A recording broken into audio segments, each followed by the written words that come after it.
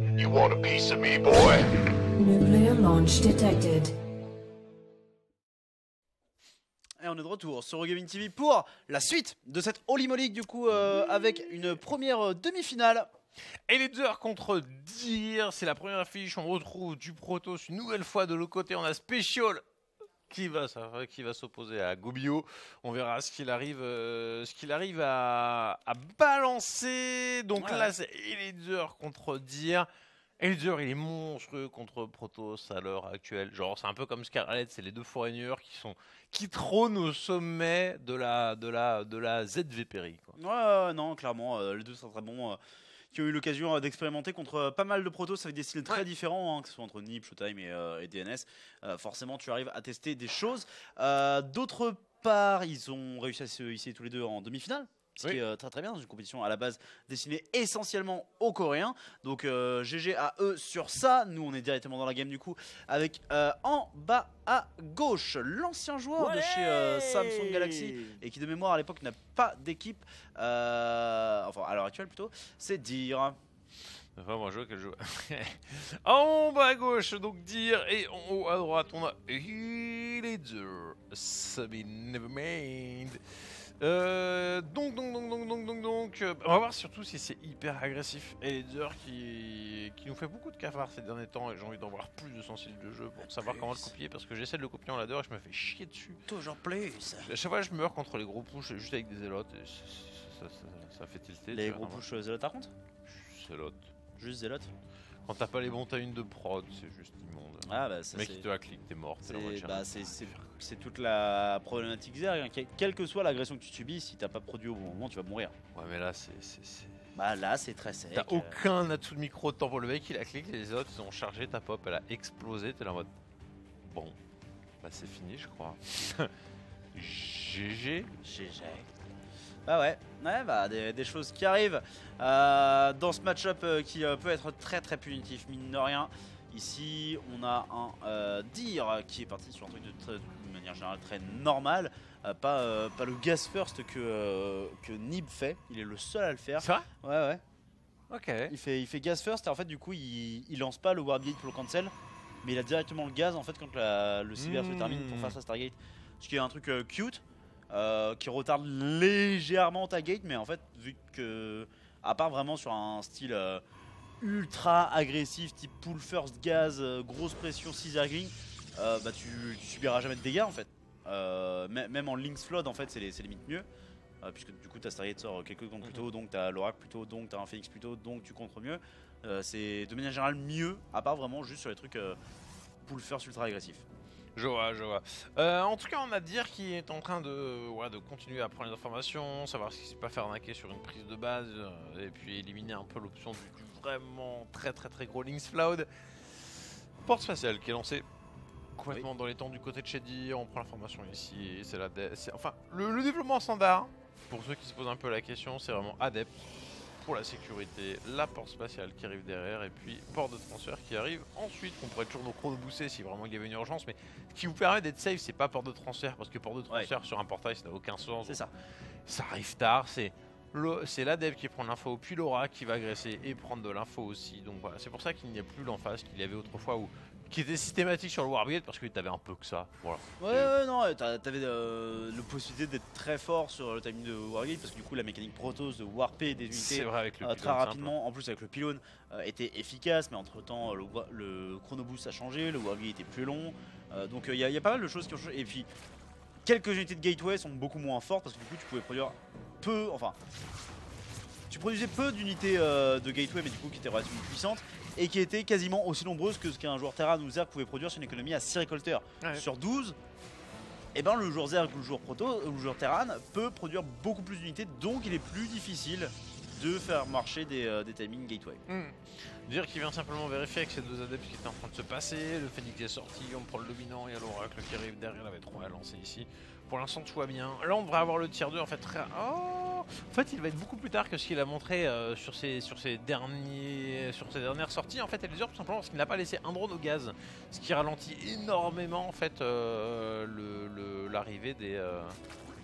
Ok en fait ça, regarde. JPP. Il voulait timer sur les 4 minutes parfait. Je pensais que ça allait arriver plus tard que ça. Ouais, je sais pas. Hein. Il est tard. Hein. Ouais, il l'envoie pas. Hein. Ok, il l'envoie finalement. C'est parce qu'en fait, il le lançait à 3, même 40, 50 sur son dernier tournoi. Mais c'est ces petits détails. Mais en fait, c'est intéressant de voir l'évolution des joueurs en fait, de ce qu'ils produisent et de ce qu'ils. En fait, c'est un balance. Enfin, en général, les joueurs ont des BO, les adversaires commencent à les contrer. Du coup, ils sont obligés d'évoluer un peu derrière. C'est voilà, c'est un peu la méta qui tourne.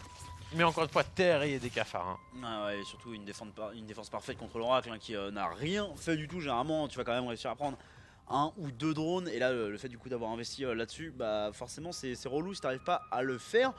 Puisque bah, tous ces drones qui restent en vie, c'est des drones qui vont récolter, c'est des drones du coup qui vont te permettre de créer à terme des troupes qui vont rendre plus difficile le timing que Dir voudrait faire avec son Charlotte, son prisme et son, je pense, double archonte avec l'archive des Templiers, c'est vraiment ce qu'on a tendance à voir. Maintenant tu peux toujours tenter du coup de le compenser avec des stases qui seraient posées dans une fight idéale. Mais ça reste compliqué, hein. C'est beaucoup plus complexe que de prendre quelques drones dans les games. Ouais, là il est à 57 drones et il relance et tout alors qu'il n'a aucune information. Là je ne comprends pas trop cette façon de jouer de la part des Ledger qui est dans le noir le plus total et refait encore des drones après juste 9 roach. C'est extrêmement gourmand ce qu'il est en train de produire. C'est genre juste le nombre de cafards pour gérer à peu près correctement 2 archontes, mais vraiment partant du principe qu'il n'y a rien d'autre à côté. Hein. Là, pour moi, c'est trop gourmand ce qu'il produit à Ledger. Hein. Ouais, je pense que ça va être très dépendant de la micro qu'il peut produire sur la fight. Si tu arrives un petit peu à limiter tes pertes de roach, tu peux peut-être réussir à t'en sortir. On va voir hein, comment est-ce qu'il organise son truc. Dans tous les cas, ici, les premiers roach qui sont en place pour gérer les archontes qui n'ont pas mangé le shot. Hein, ils ont complètement dodge le truc voilà, dans le prisme. Ils sont intacts et derrière, il y a la charge qui va se terminer. Donc, il va y avoir un gros timing à produire du côté de Dir, même si on a les gates qui sont un petit peu tardifs par rapport à ce qu'on fait dans la méta actuelle. Ouais. Donc, finalement, en fait, ça passe. Hein, on n'a pas de grosse agression du côté. Enfin, en fait, je dis ça. Il n'a pas lancé de probe, hein, malgré la présence de la V3, on est à 49, c'est très bas. Je pense que c'est normal. Là tu vois un cycle de probe, il va peut-être en faire un autre juste derrière, mais en fait dans l'ensemble tu vas... En fait c'est comme ce que Drogo expliquait l'autre jour, où en fait normalement tu postais gate avant le Nexus, lui il a voulu faire Nexus puis gate. Mais en fait dans l'ensemble ça revient un peu du pareil au même, c'est peut-être un peu moins optimal ce que fait Dir, mais ça va lui permettre normalement d'être parfaitement safe et de quand même pendant ce temps là mettre une très grosse pression. Et en fait vu qu'il voit la masse de roach, il se dit peut-être juste oh par contre on va perdre le risque et ça va sacrifier les archontes et il perd les... Oh là là bon, ah il perd le timing du recall, c'est la catastrophe du côté de chez Dir, c'est immonde. Ouais non là c'était... désolé mais là c'est horrible. Non mais clairement enfin il aurait pas dû le perdre parce qu'en fait le fait de le perdre ça permet à tous les roach de traverser et les roach ils vont avoir le speed roach donc oui tu vas avoir des immortels donc tu vas pas mourir mais tu vas perdre des unités qui étaient censées être conservées pour fighter les futurs Hydra donc ça reste problématique mais voilà je pense que Dir effectivement aura peut-être dû du coup rester sur le plan classique hein, qui est de poser les gates avant le 3ème Nexus. Ouais. Maintenant on a un très gros franchement fait et Ledger il est vraiment dans le mode macro, il nous tout plus de macro et là il arrive il fait oh attends t'as pas pris les gaz, t'as pas de probe là et je viens vraiment de lancer 9 drones genre oh shit. Là je pense qu'il y a un petit moment de flottement, bon là il va falloir faire oh il est montré à 80 drones, en face il n'y a que 50 probes, il a été très gourmand, il vient temporer ici avec son creep et bon j'ai un doute quand même hein, sur sa capacité à tenir. Ouais, en plus il fait des ravageurs, hein, ce qui est un peu un signe du désespoir. Ceci étant dit, on va tenter un drop roach pour essayer de gagner du temps. Il devrait pas normalement pouvoir forcer de recall parce qu'en fait le recall a déjà été obtenu. Donc là ça va être un warpin qui va être fait pour aider à gérer ça. Et il va falloir gérer la fight frontale. Et effectivement il y a tellement de zélotes pour prendre cette fight. Il y a également une stase qui est posée derrière la fight pour permettre d'assurer la retraite si jamais il devait y avoir retraite. Mais ici je doute que Dir veuille réellement se replier parce qu'il est en train de massacrer la moitié de l'armée du joueur Zerg. Mais Ledger se fait défoncer ici sur cet engagement, les Zelotes qui ont tout pulvérisé. De l'autre côté on a tenu ici cette agression et... Oh non, et Ledger qui est trop confiant en fait face à son début de partie absolument parfait. Genre, a juste pas rescouté suffisamment tôt. C'est ça, bah en fait on a aussi un Dir qui s'adapte à son truc, tu vois, il réalise qu'il a perdu le prisme mais que en gros s'il laisse l'initiative à son adversaire il va perdre la game. Et du coup il choisit de faire une forme de all-in hein, concrètement, hein, il y a 49 probes. il réalise qu'il a perdu sa force d'agression, il faut all-in son adversaire. Donc c'était sûrement la meilleure solution parce que Laser lui ne s'attendait pas du tout à ça et se fait complètement ruiner par un Dir très bien inspiré. Non, c'est parfait. C'est Ouais. vraiment parfait. Là.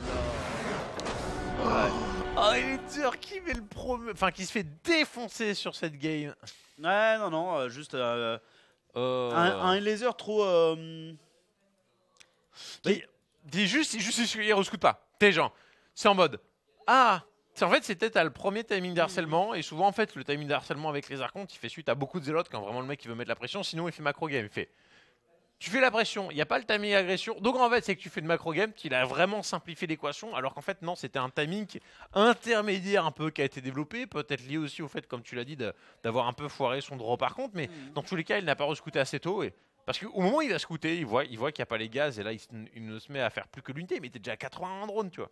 Si scout, genre, 30 secondes plus tôt, bah, au lieu de relancer ces 12 drones, t'as ne serait-ce que 5 rolls qui partent en plus, et peut-être qu'en fait le push il tient, ou même tu vois les zélotes arriver, tu fais un mur de chambre d'évolution devant ta V3, tu gagnes du temps, c'est tout le buff des zélotes, ils partent dans les bâtiments et derrière tes Israélites qui arrivent d'épaisse. Là c'est tous les zélotes arrivent au contact et la pop zer l'explose. Ouais. Si tu arrives à empêcher ça en fait t'avais beaucoup d'hydra. Et puis il se prend le vilain force field qui fait que les unités peuvent même pas genre toutes se cacher dans la ligne de minerai et limiter la surface de contact. Anomès, merci pour ton sub et du coup joyeux anniversaire à toi. En haut à gauche, pour la Pologne, il s'agit des lasers. Et pour la Corée, en bas à droite, ici, le grand Dir, voilà, qui a réussi à être bien agressif, hein, comme il le faut, à l'image de Classic, le grand maître, peut-être le meilleur joueur, le meilleur PVZer à l'heure actuelle sur cette planète. Qui ça dire Classic. Ah, Classic, oui. Classic. Oui, non, bah Classic c'est juste le meilleur Protoss de la planète. Hein. Et d'ailleurs, je sais pas si t'as vu Hiro qui ne va pas pouvoir aller à Katowice. Non. Si. Non. Il est remplacé par Averse. Ou Awers, tu sais. Oh oui. Non, pourquoi il peut pas je sais pas, mec, je suis pas ça. Le mec qui boude alors que tu sais, du coup, il n'y a plus que 39 Coréens et non 40. Oh là là. Ça casse les chiffres ronds. Et moi, j'aime bien les chiffres pairs. Ouais, bah, shit happens. Mais non, je suis déçu. Forcément déçu de l'absence du Smiling Assassin. Ah non. Mais du coup, on aura normalement Classique pour se rattraper. Ce tournoi, on vous rappelle, qui est dans 2 semaines à partir du 26, qui est le plus pété de ces 5 dernières années de StarCraft 2, l'un des plus gros Jabek. En dehors de la BlizzCon. C'est ça. 39 Coréens. Alors, il y a 39 Coréens, mais il n'y en aura pas 39 dans l'arbre final. Parce que bon, il y a déjà eu des BlizzCon à 16 Coréens, tu vois. C'est vrai. Donc, il y a un moment, les gens se font éliminer avant. En fait, dans le Rune of 24, t'as déjà plein de foreigners, évidemment, puisqu'il y avait des qualifs nationales. Tout à fait. Après, on verra dans le Rune of 12, puisqu'il n'y aura pas de Rune of 16.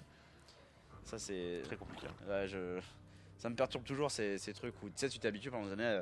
Alors, t'as le round of 48, round of 32, round of 16. Et là, d'un coup d'un seul, les gens ils décident de faire une moitié de round robin. Du coup, round of 20, round of 12. Et là, tu vois, c'est un peu ce même, tu sais, où t'as la tête qui explose à la fin. Et là, à la fin, t'as l'OSC, tu vois. Vous avez des phases de groupe qui amènent à des matchs de barrage, qui amènent à un bracket, où il y a des joueurs au premier round du winner, des au premier round de loser, et des qui sont en round of 4, alors que c'est un bracket à 43 joueurs. Quoi? Et du coup, il y a demi-god en demi-finale. C'est ce que j'allais dire. Du coup, il y a qui? Bah, il y a demi-god et il y a Cham. C'est pas mal ça. Donc, et du coup, est-ce qu'il y aura des matchs intéressants? Non, parce qu'il n'y aura que des chiages. Parce qu'à chaque fois, c'est un bon joueur contre un joueur qui est arrivé là parce que juste il a fait beaucoup de tournois. Stargate qui a été envoyé Phoenix en premier. À l'instar de ce que fait bien sûr le bon DNS. Dire qu'il va aller chercher le map control de son adversaire. Et bah du coup, le truc qui est marrant, c'est qu'en fait, tu aimes supprimer le map control quand tu as envie généralement de faire la pression adepte. Parce qu'en fait, du coup, tu maintiens le doute sur est-ce qu'il y a une pression adepte. Mais du coup ça téléphone que c'est une pression adepte. Et c'est catalyseur, donc t'as d'autant plus de raisons de faire la pression adepte.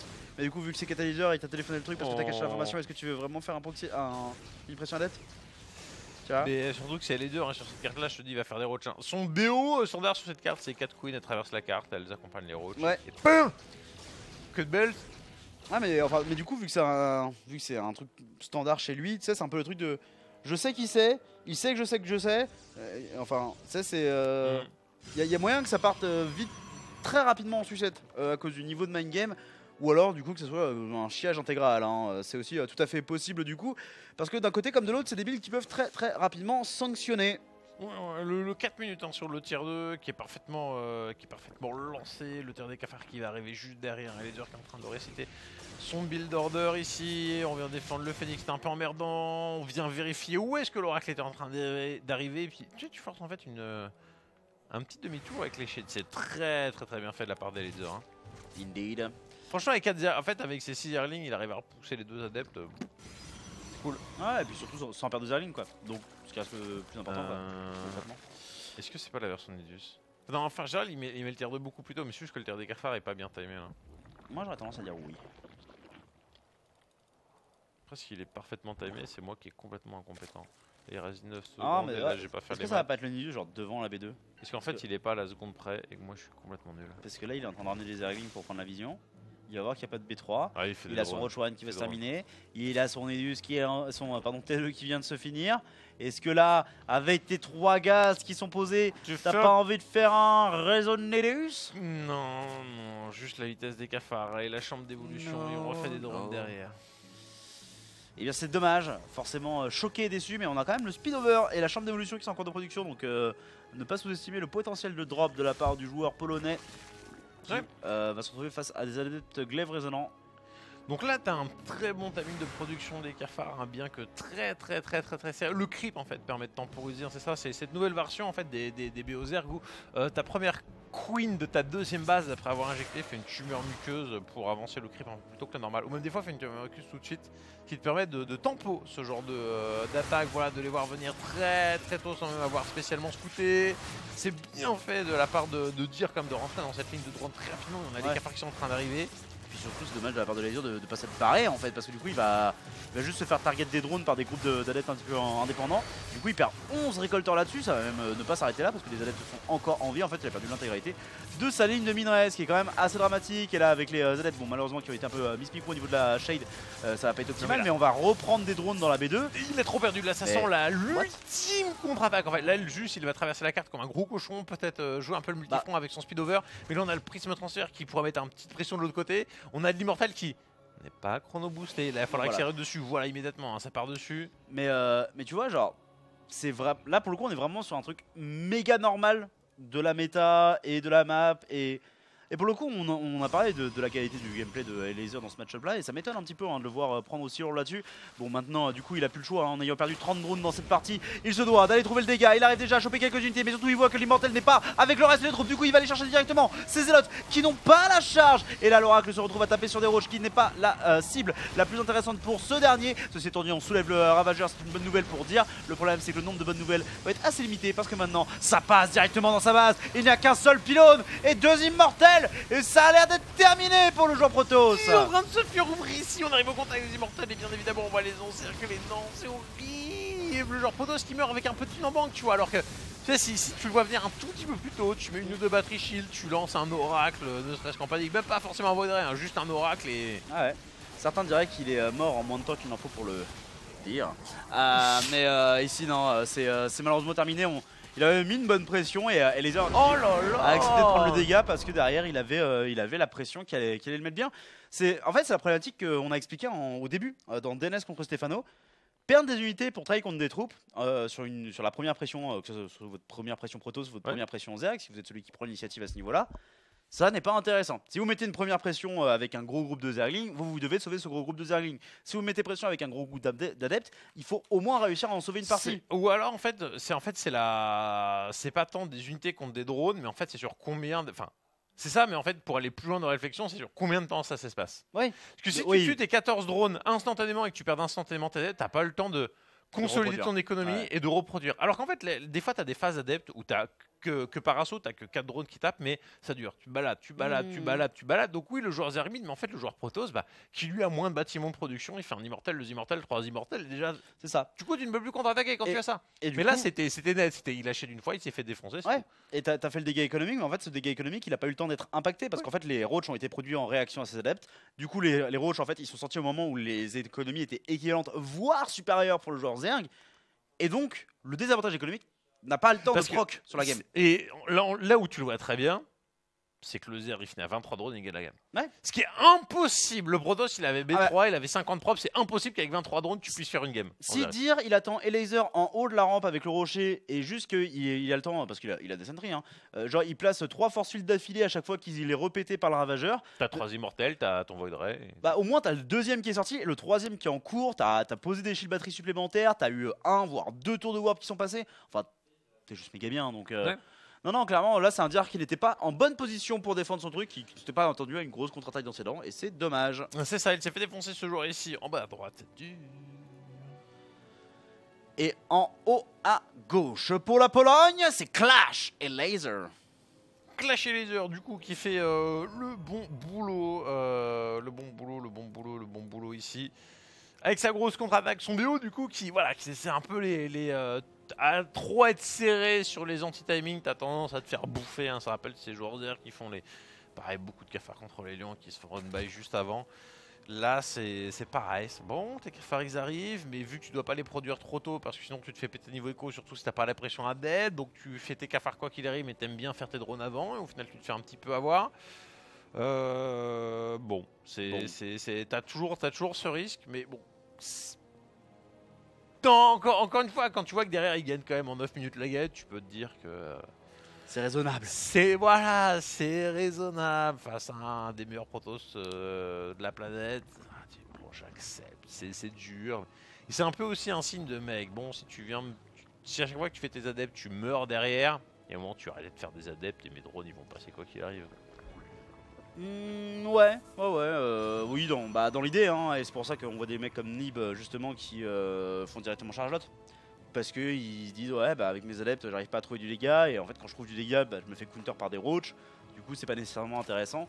Alors que si je fais des chargelottes, en fait, mon chargelotte il est déjà terminé, mes chargelottes ils peuvent quand même temporiser le temps d'avoir les immortels. Parce que pareil, hein, s'il a le chargelotte qui est terminé et que du coup plutôt que d'aller empaler ses 4 premiers zélotes sans la charge, il temporise le prochain tour de warp et du coup il a 8 ou 9 zélotes, ce deuxième voire troisième immortel tu le temporises. Et du coup oui tu perdras sûrement des probes, mais est-ce que t'es pas encore en vie? Enfin voilà, avec des si on mettrait pas rien en bouteille, mais voilà, il y avait des choses à améliorer. Bah ça, de toute façon les si, hein, il faut les étudier hein, sur StarCraft 2 clairement. Pour essayer de les appliquer en game un peu plus tard. La Stargate qui est planquée bien loin du côté de chez Dir, mais du coup il a mis un peu tard parce qu'il a pas sorti sa prop dans les temps. Hein, voilà, l'optimisation est à revoir sur ce build order. Ouais. Vas-y, suis-moi la version du s'il te plaît, je veux la revoir, elle est trop bien. Moi je suis jamais fan de cette Stargate cachée, c'est enfin Le mec de toute façon il sait qu'il avance son... Ah c'est parce qu'il fait le tracker. Oh, ouais. En fait le truc c'est que ok, vas-y, tu veux cacher une Stargate, pardon, qu'est-ce que ça va produire? Le joueur Zerg, il va voir qu'il manque un bâtiment dans ta base. Du coup, il va se méfier. Du coup, il va poser des défenses statiques ou faire des queens qui contre tous les deux. Parce que dans les défenses statiques, tu vas avoir au moins une spore. En fait, qui contre tous les deux, du coup, la Stargate. Quand tu joues à ça, ta première pensée elle est quand même. Putain, ouais, non, il se fait des sports quand même. Bah oui, mais. Attends, parce c'est que- pour Parce que là, en fait, moi, ce que je veux dire, quand tu vois ça. De toute façon, c'est un Protoss. Donc, à partir du moment où c'est un Protoss, dès que tu scoutes un truc, t'es jamais sûr de ce que t'as scouté. Mais. Non, mais C'est pas Wings of Liberty, mec. Après 8 années d'expérience, tu voilà. Mais tu peux te dire que. Quand tu vois Tracker, que le mec a planqué des bâtiments, qu'en fait, il est en train de te faire un drop par contre. Mais ouais, non, il place les sports vraiment sur le timing de l'anti-oracle. Hein. Pendant que quelqu'un déballe sa bouffe en régie et qu'on l'entend dans le casque. Maléfique. J'ai Ah. tellement faim, mec. Ah ouais? Bah fallait manger. Bah, j'ai mangé, mais pas assez. Mais pas assez. Mais oui, non, bah du coup la sport qui va se terminer en temps et en heure ici. Juste à temps, du coup pour gérer cet oracle, du coup on ne prend qu'un drone là-dessus. C'est pas fameux, maintenant on l'a vu sur la game numéro 1, ça n'a pas empêché de dire de réussir à trouver du dégât. Maintenant, est-ce que tu peux pas faire mieux vu que tu vas avoir un deuxième oracle? Non, il fait robot et consacré crépusculaire, donc je serais relativement étonné de voir un phoenix être envoyé là-dedans, pardon. Mec, il est fucking tard ce terre des cafards. Mec, c'est Nidus. Le terre des cafards à 40 secondes, c'est Nidus. À 40 secondes? Ouais, du tier 2. Ah, d'accord. Ce que j'allais faire, c'est à 4,32 là. Mais. Fais-moi Nidus ou je pète un câble. Regarde, il fait les lignes de la pression du spotting. Et surtout, il prend le troisième gaz, tu vois. Est-ce que mon expertise Moi, je pense que oui. est bonne? Moi, je pense que. Fais-moi Nidus. Fais-moi Nidus. Fais-moi revue la tête de son de gaz. Oui. Allez, j'ai retenu le son. Envoyez ça, les gars. Hein? C'est ton nouveau build order? C'est mon avant.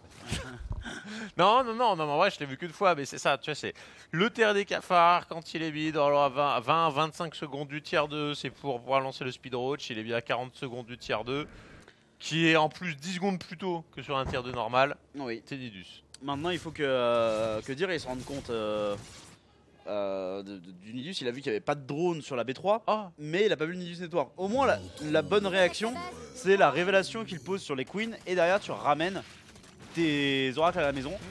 Maintenant, genre ça c'est tellement dur à tenir. Ce build les gars, regardez ce qui va se passer. Et surtout ce qu'il fait c'est nul. Ça va être un drame. Genre qu'est-ce que tu fais avec tes bâtiments posés qui sont des shield batteries à tous les coups, voilà. Genre les stats j'aime beaucoup plus mais du coup il y en a qu'une seule. Est-ce que ça peut vraiment faire la diff? Ok, première queen qui se fait attraper mais du coup qu'une seule, non c'est nul, ok. Parce qu'en fait le problème c'est que contrairement à Terran où Terran vous allez avoir effectivement des unités qui vont taper à distance. Là, vous voulez pas limiter la surface de contact, vous voulez limite l'augmenter en fait. Oui. Allez, salut. Il y a des shield batteries, il y a juste zéro unité. Il y a un immortel. Ce build, les mecs, genre, c'est l'un des pires que j'ai vu depuis longtemps. Bah, il est super dur à tenir quoi. En anti-méta, il est tellement violent, il est tellement dur à scouter. Ouais. Vous avez vu, le gars, il avait 2 sentry, 2 trackers. Et il y a fucking D-Roach 5 queens dans sa main. Oui, et en vrai là, dire il reste, mais c'est juste pas tenable en fait son histoire. C'est vraiment le truc où concrètement pour le contrer, faut le voir au moment où le Nidus Network se termine concrètement. Je viens de penser à un truc. Ouais. La bêtise, c'est pas de mettre la stase, c'est de la mettre à l'endroit où il l'a mise. Parce que si tu la colles au Nidus, la première unité qui sort se fait bloquer. Si en fait, au lieu de la coller là, tu la mets là, ça va être la troisième. Vu que t'as un SimCity où tu limites la surface, ça va être la troisième ou quatrième unité qui l'active. Et du coup, tu vas en bloquer par définition plus. Là en fait, bloquer la première queen, ça n'a un intérêt que si t'as beaucoup de DPS et tu vas empêcher la transfuse de la première queen. Ouais. Là, t'as pas de DPS, donc bloquer une unité, ça n'a pas d'intérêt. Mais si tu la mets à côté, si tu la mets donc là, tu bloques genre 4 unités, déjà c'est beaucoup mieux. Je dirais que si ta défense elle se repose sur le fait d'avoir la stase parfaite, en soi tu peux pas en avoir qu'une. Évidemment, mais là il en avait qu'une en l'occurrence. Ouais. Et après sinon t'en mets une là, et le mec il est un peu fuck. Parce que je trouve que vu que c'est des queens qui sortent en premier lieu, c'est pas genre t'as un Zergling, il va courir dans la stase, il active dans. Le temps que la queen arrive sur la stase, en fait t'es fuck. Oui, et du coup là limiter la surface de contact c'est relativement intéressant, mais faut que tu arrives quand même à. Enfin, faut que tu aies aussi les chronoboosts pour des immortels, faut en vrai que tu aies des gates qui sont en production dans ta B1. C'est la merde. En fait, c'est un truc où de base, un peu comme certains des BO de la crèmerie, comme on a pu vous le dire par le passé, il faut le voir au bon moment, sinon ça demande une vraie erreur de la part du joueur qui fait le Nidus pour réussir à s'en sortir. Nous, on va vous faire un break de 1 minute et on enchaîne avec la deuxième demi-finale qui va opposer spécial à Gumiho, un TVT Foreigner contre Coréen, juste après la pause. Non, j'attends pas. De toute manière, j'ai pas le choix, Maëva.